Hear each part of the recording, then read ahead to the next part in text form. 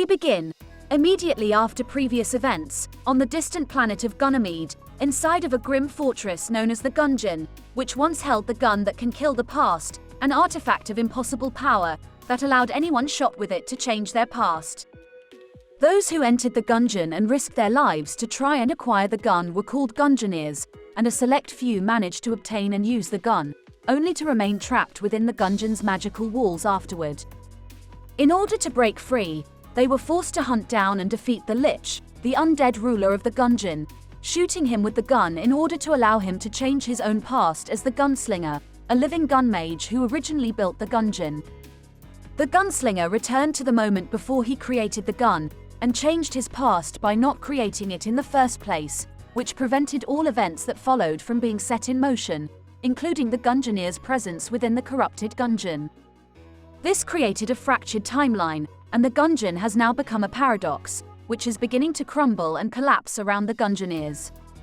Finding themselves in the Underbreach, located at the bottom of the Gungeon, the 7 Gungeoneers, the pilot, the convict, the marine, the hunter, the robot, the cultist, and the bullet, are assisted by the denizens of the Gungeon in their daring escape. The sorceress bestows the blessings of Caliber, the goddess of bullets and guns, upon the Gungeoneers' weapons, causing them to randomly change into various, more powerful forms, based on their skillfulness, and Sir Manuel prepares the Gungeoneers to fight their way out with combat training. Taylor the Tinker created a network of elevators within the Gungeon, and upon the Gungeoneers completing their preparations, the Gun Knights, who guard the entrance to the escape elevator, allow them entry, and their ascent to the exit begins. While fighting through the last forces of the cult of the Gundead, disciples of the gun still desperately battling to protect the crumbling Gungeon at all costs, the Gungeoneers encounter additional support from allies they meet along the way.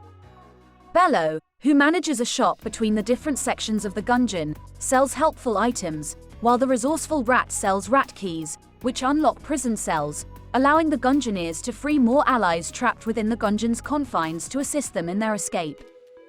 The Gungeoneers are forced to also fight through the strongest and most powerful Gundead who guard the exits of each section, some of whom were previously defeated and have now teamed up, such as the Gorgon and the Fusilier, combining their powers into the Medusalia. Journeying through the Forge, into the Hollow, past the Black Powder Mines, through the Gungeon proper, and past the Keep of the Lead Lord, the Gungeoneers finally manage to exit through the roof of the Gungeon, where the elevator propels them high into the sky above. There, they're forced to battle and defeat the last Dragun, the reanimated skeletal remains of the High Dragun, who previously guarded the gun and was defeated by the Gungeoneers.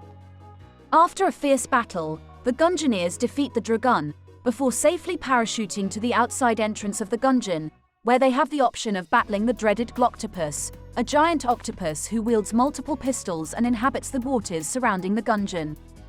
All of the Gungeoneers board the pilot's spaceship, except the Bullet, who decides to stay behind, and the Cultist, who is left behind, before the ship takes off, flying away from the surrounding explosions and raining debris as the Gungeon disintegrates.